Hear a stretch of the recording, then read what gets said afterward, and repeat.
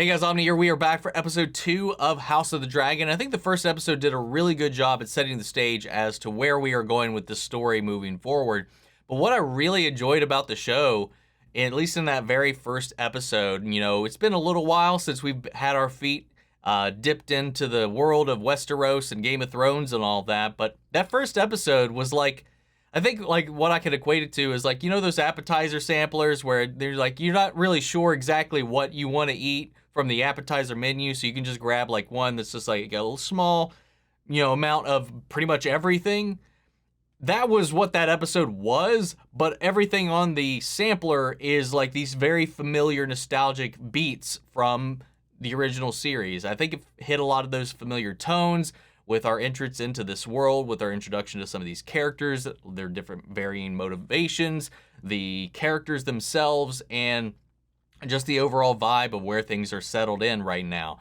I think it did a really good job at hitting a lot of those beats, but at the same time, because of the era that this is, with the Targaryens of the Rise, with dragons and all this stuff, there's enough new during this to have it stand out from that familiarity that came along with it. But there was a lot of, I think, intentional nostalgia bait within that, and I'm not discounting it for that. I'm not calling that as a negative, but I think that was something that was very, like, necessary to engage us back into this world. And I gotta say, I think they did a really good job with that. And I gotta say, but from Rhaenyra so far, I think she's an interesting character. I can't wait to see where they're going with that in the end. But Matt Damon, Matt Smith as Damon. Oh, great. I hope that's not an indicator of where this video is going to be going today. But anyway, he's definitely a character I want to keep my eye on because I don't necessarily know where he lands, because there's a lot of different, I think, competing impressions that you get with him throughout the episode, which leaves you kind of uncertain on where to land with this character. And I've said this before, I've not actually read the Fire and Blood book. I've read all the other books from this one, but I've not read this series. So if you guys know, don't say anything. Don't spoil anything. I would really appreciate it. I already had a little bit of a bout with that in the comments on the last video. You know, I saw something like starting to veer off into character motivations and stuff like that, like people using foreknowledge that we don't have if we're just watching the show. And I was like, nope, nope, nope, nope, be gone.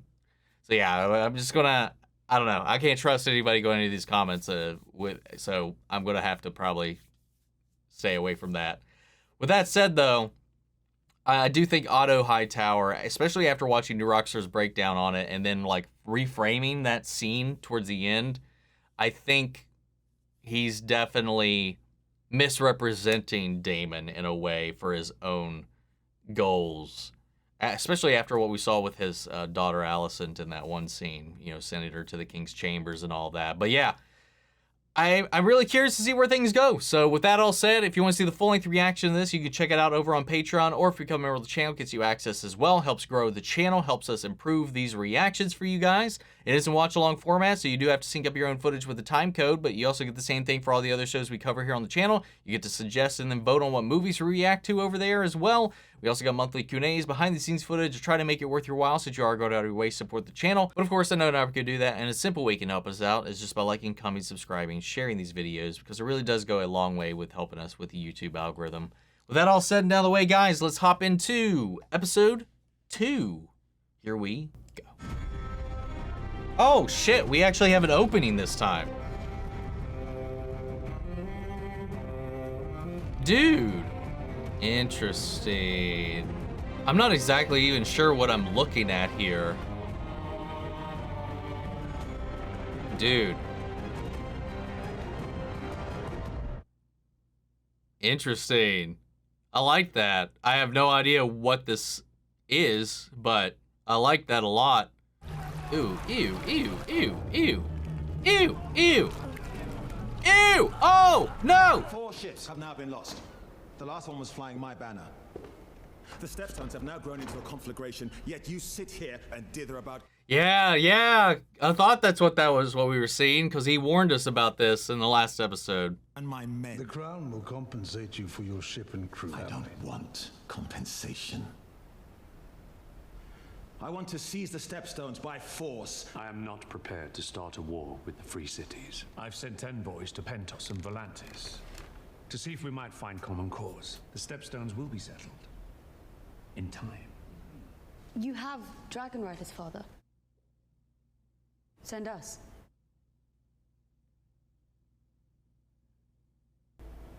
It isn't that simple, Rhaenyra. It would be a show of force. At least the princess has a plan.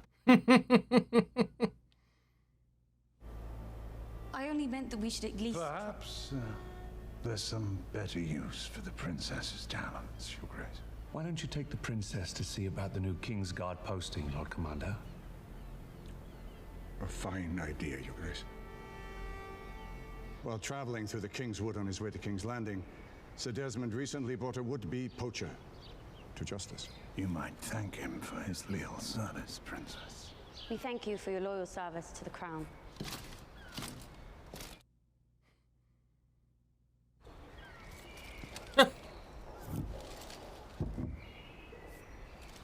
I like these little, like, figures they have to represent them up there.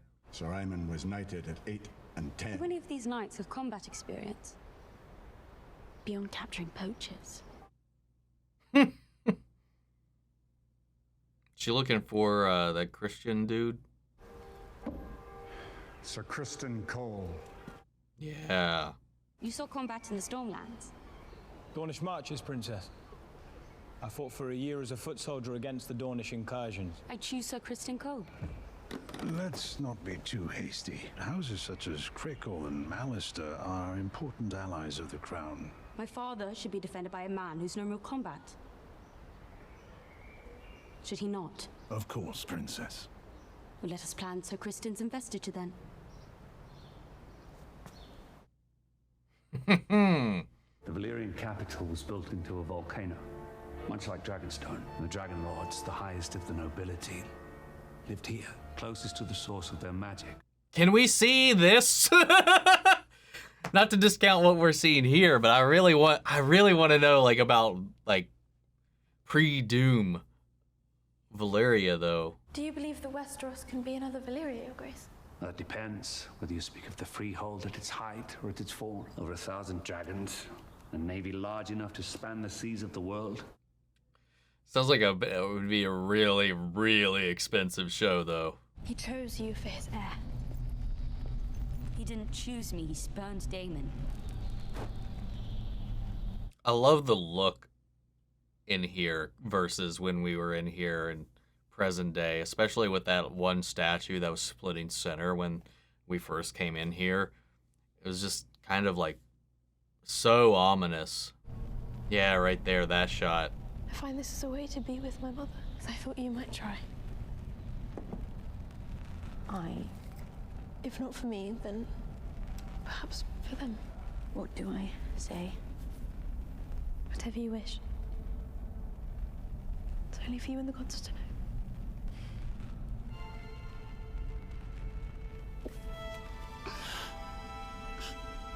I can't remember the actress's name right now for Rhaenyra. She did a really good job in that, just like getting that emotion swelling under the surface like that. The Queen has passed. A girl has been named heir to the Iron Throne, the first in its history. The King's brother, so disinherited, has claimed the Targaryen seat on Dragonstone without challenge. And now a foreign power has established a colony. You paint such an aspirant portrait of my reign, Orconis. It is an honest one, cousin. To elude a storm, you can either sail into it or around it. But you must never await its coming. Do you have a specific course of action to propose? Join our families. Wed our daughter Laena. Unite the two great surviving Valyrian houses.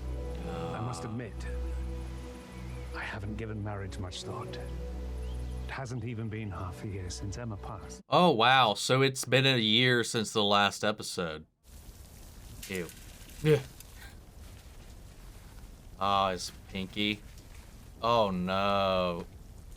Wow. I dearly loved my own lady wife. Pain of her passing still haunts me. And to be compelled to replace her for duty's sake, you are the king. but I do not envy you. He's a subtle little snake. He really is. But he didn't even suggest openly his own daughter. With Balerion died the last memory of Valyria of old. But Vhagar still lives. Somewhere. But too large for the dragon pit. Some would say too large for our world. Do you know where she nests? I'm sorry? I need to know this. I need to see this. The Dragon Keepers believe she made home somewhere on the coast of the Narrow Sea. Wait, do you think maybe that's the mother of the eggs that Daenerys gets? And how those eggs ended up over there?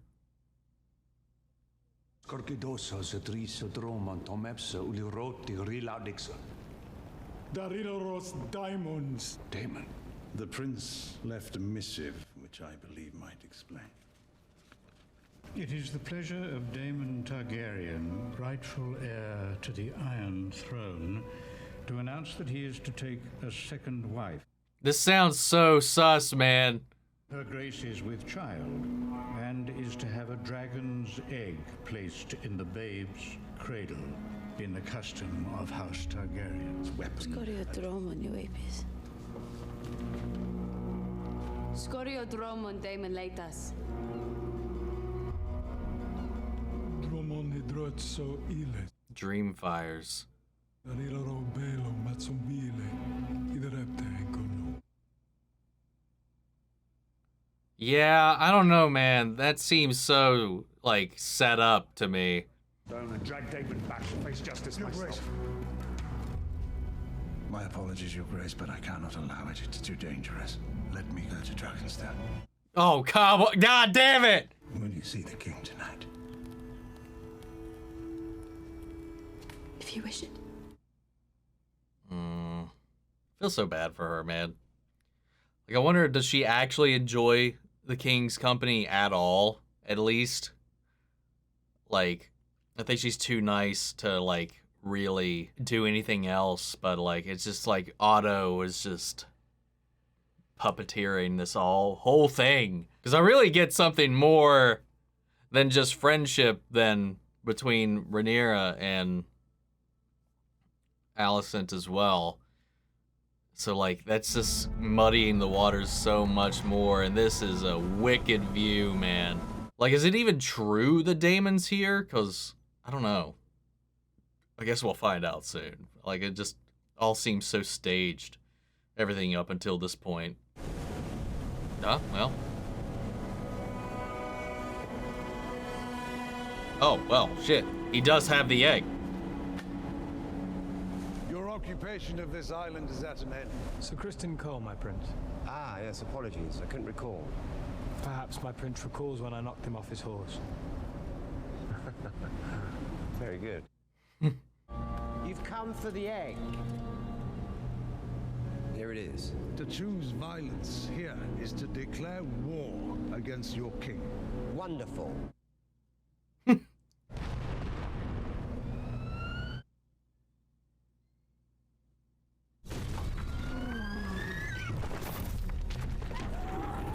Dude. Sheathe the fucking steel.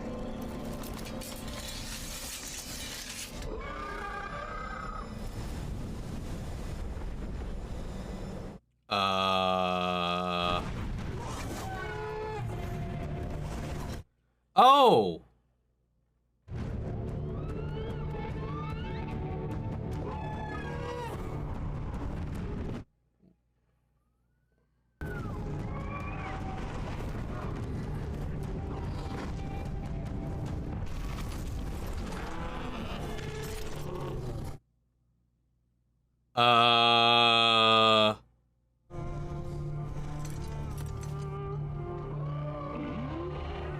Dude. Ah. Kepanuha inazadritoro. Dariraroso brostas. Kesu uglesa. Luon zombas.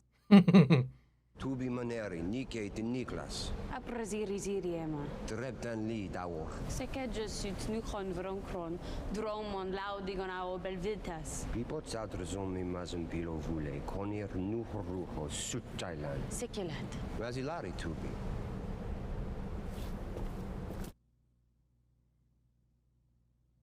Huh, wait, I'm right here, Uncle. The reason that you were disinherited. If you wish to be restored as heir, you'll need to kill me.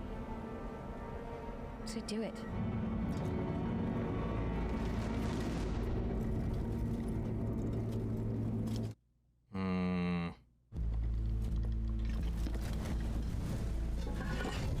What if this was a play between her and Daemon to, like, instill, like, respect for her? Because that did seem like a little bit premeditated, especially considering everything he was saying seemed to definitely bother the woman with him. I don't know. Something's up somewhere, man. Yeah, look how pissed off she is right now. Isn't this the room that had the table? This is not built yet. Master, we were to be wed? On the morrow. And that I was with child. Yep. You are Targaryen. You can afford to play your stupid games with the king, but I cannot. I didn't come into your service wanting gold. The power. I came to you to be liberated. Liberated from what? Fear.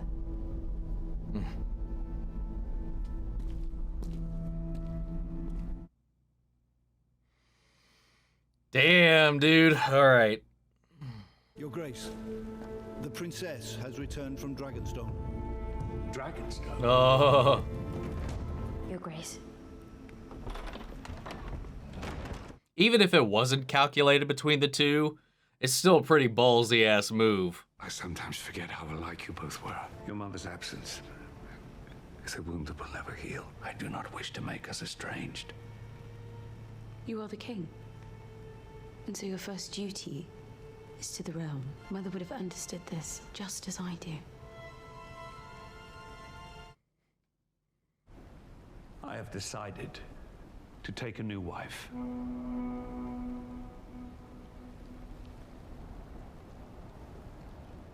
The Lady Alicent Hightower. This is an absurdity.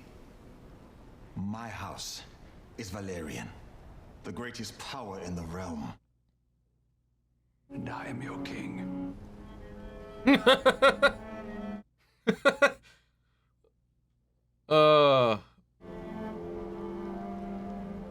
Oh no. Yeah. That had to have been a strategic play too, knowing that it would fracture on multiple points, like their relationship with him, his relationship with his daughter, Daemon. I've always thought of you and I as having been made from the Daemon, same right? Yep. I've been petitioning the king to send my navy into the territory, but he's denied me. It was never my brother's strongest trait. What? Being king. The Crab Feeder is backed by powerful entities within the Free Cities who wish to see Westeros weakened, and the king's failures have allowed him to accumulate strength. I will not have Driftmark beggared while our king idles himself with feasts and balls and tourneys. I will speak of my brother as I wish. You will not. Waiting in the Stepstones is a chance for you to prove your worth to any who might yet doubt it. We are the realm's second sons, Daemon. Our worth is not given. It must be made.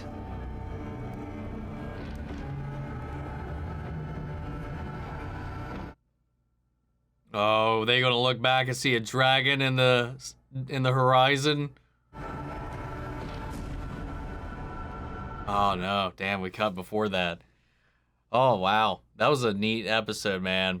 Damn. I don't know how to take all that. in, you know, with what Otto was reporting, what Daemon was like issuing across the land. And it almost like kind of like echoes what happened in the last episode with what was heard at the brothel, and how I don't think it's exactly as being reported. I think somebody's manipulating the situation, or maybe Daemon knows he's being spied on. He knows anything that he does is going to get reported back to the king. I don't know if, like, with this context here, I did stick around and watch the post-episode thing here, and we know that Daemon, at least as far as his description goes and like the way they've described his character, he deeply loves his family, like truly. And I think part of that comes with he thinks that his family is being weakened by his brother, and not just the family, but the kingdom itself. And I think every little thing that he's doing, and maybe even that this little incident in the brothel and this incident here, is him just like poking the bear, trying to get his brother to make a stand, make an example of something. Because like the perception, as everybody seems to be like repeating, not just Daemon, but like a lot of people in the council, is that it's just in action.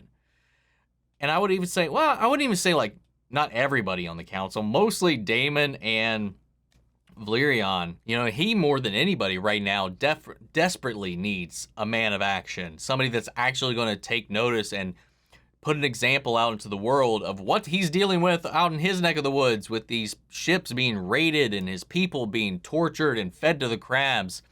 Like, he needs somebody to make a stand. And I don't know, you know, my initial read about that situation with Rhaenyra showing up and confronting Daemon there, where I thought part of that seemed a little orchestrated. And I think a lot of that came from like the weird kind of like stage craftian feeling that came from just the whole situation, that Daemon was coming up with this way to goad the king with this story of him taking Dragonstone for his own, you know, neglecting the wife that he's been given and taking one that of his own choosing that is, you know, brothel born and all of that stuff, you know, something obviously that the royalty and the people would usually definitely, you know, throw a stink eye at.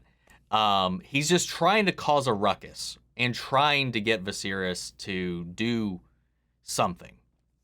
And in the end, you know, he does. It's just not really what anybody else wanted, other than Otto, because things are just kind of unknowingly, I think Daemon and Rhaenyra have just kind of like steered him that direction, whether they know it or not.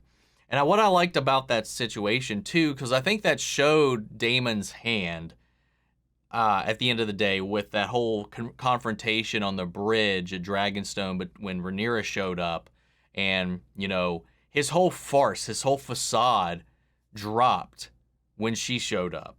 Because I think he sees himself in her, and there's this kinship, this like second best, never good enough quality that they both kind of share. And obviously there's a deep connection between these two that we saw that existed. You know, they met in secret without their father knowing. They have this kind of kinship between each other, not just because they're family, but because they have this kind of bond that comes from being in the kind of status that they're in. And, you know, when she's involved, I think he actually does, like I said, because they've described him as caring for his family. I think that does show, and especially with her, because he sees himself in her. So when she came in, she just took all the piss out of his performance, you know? And he was just like, all right, she's like calling me out right now. She's telling me if I really want the throne, I gotta kill her. And he's just like, damn it, take the egg. And then he just retreats. And then, like, even his lover wasn't even involved in really any of this plan, which initially I thought maybe Otto was like fabricating this whole thing to stir up this drama, to turn the king against his brother. But no, this was all Daemon's doing, it seems like. He's just playing this game, and she's like, yo, you are a Targaryen. You can play this game, you'll be safe, probably, you know, you'll probably get a slap on the wrist, but I'm not. Who knows what they'll do to me? she's like, you need to chill. And she's talking about, she's like, I didn't, fall for you for your status. I didn't join you or follow you for station or power or anything like that. She was only with him for liberation from fear and all that, because she puts her faith in him. She actually willfully, like his soldiers from the Gold Cloaks, follows him because of the camaraderie and kind of warmth it seems that he actually instills to those around him that actually take the time to get to know him a little bit. I don't know. I definitely feel like there's something more bubbling beneath the surface aside from everything that's being told to us within the council and all of that.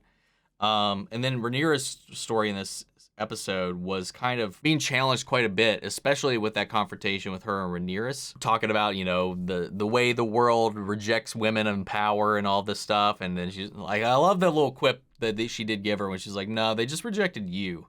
And then she snapped back and was like, oh yeah, well, how's still filling up their cups? And it's just like this back and forth. And I think that definitely spurred her to take action regardless of what the council said. That's why she went behind their backs, behind her father's back, to go to Dragonstone, which I do respect. And then that conversation, that conversation that they had in their chambers when she returned, after that clarity that comes with it, knowing her father has to take on these duties and stuff, he has to remarry, he has to strengthen the crown regardless of how it really affects her in the end.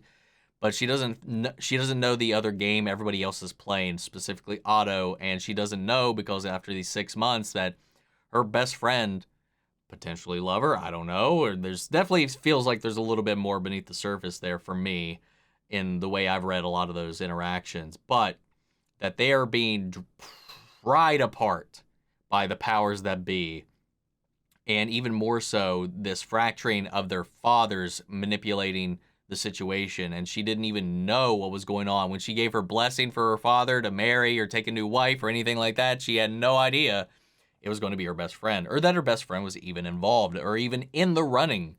So that really kicked her right in the shin in that moment, and she felt it, and she was frustrated. All that bravado about understanding what he needs to do was kind of taken away when that was the decision that was made. It was almost a betrayal of her herself. I don't know.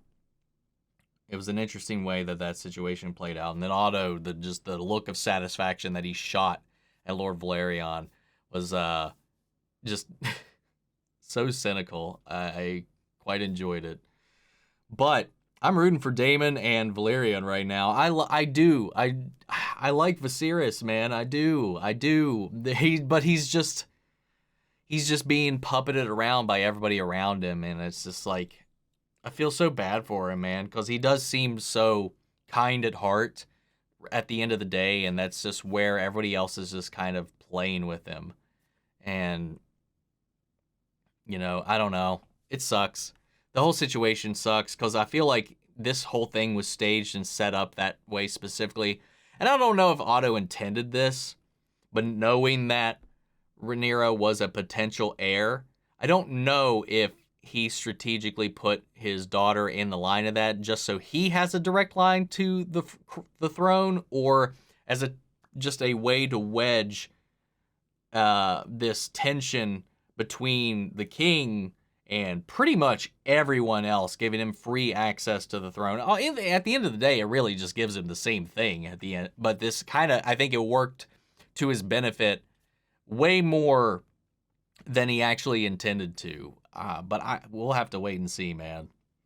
This was a crazy episode. I'm excited to see what Daemon does next after this, and where this alliance goes with him and Lord Valerion, and how the situation with the shipping lanes goes with this crab feeder.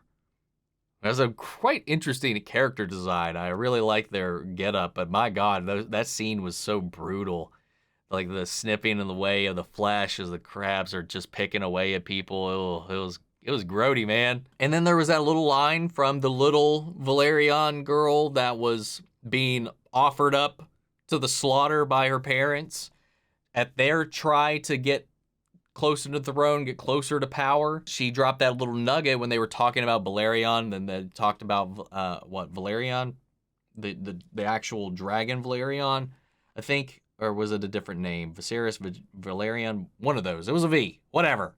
That dragon was too big to be kept in the dragon pits, and for all they know, it's just off in the world somewhere, and the last it was seen was off across the narrow sea. And I'm wondering if that's where Daenerys' eggs came from, because who knows?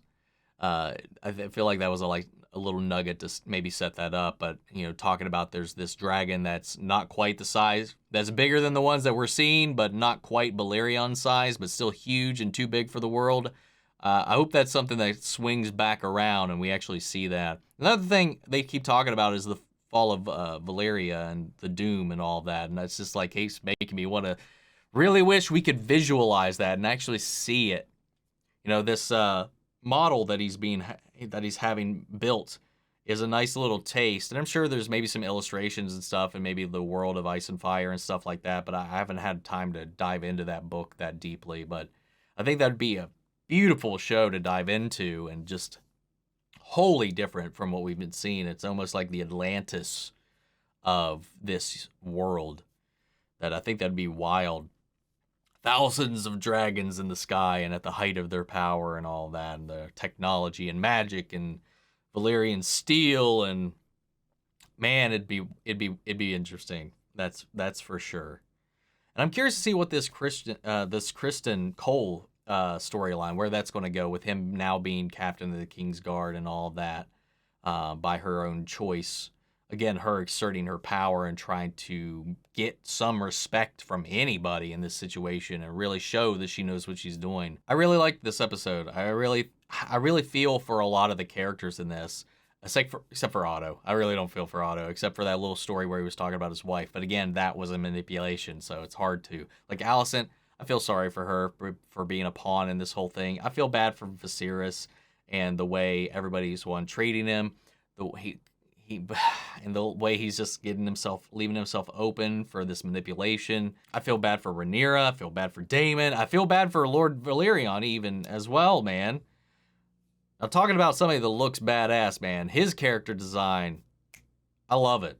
Like, I want to see more of him. I really like that character. Him and Daemon are two, as a pairing, I really want to see more of.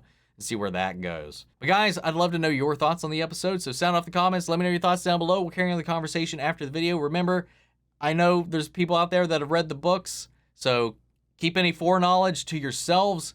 Clarify anything that has been in this episode, anything that we should know up until this point. I would really appreciate it. With that all said, guys, if you want to see the full-length reaction to this, remember you can check it out over on Patreon, or if you become a member of the channel, it gets you access as well. And speaking of, before you go, I want to shout out our channel legends: Manny Sherritt, Ryan Karen, Jason Coleman, Philly Vane, Yori Corey Scott, Margaret Grace, Mary Bradley, Melita, Robert Anguiano, and Raven McCann. Thank you guys so much for your continued support. But that's it for this episode, guys, and I'll see you all next week with the next one. Take care, everybody.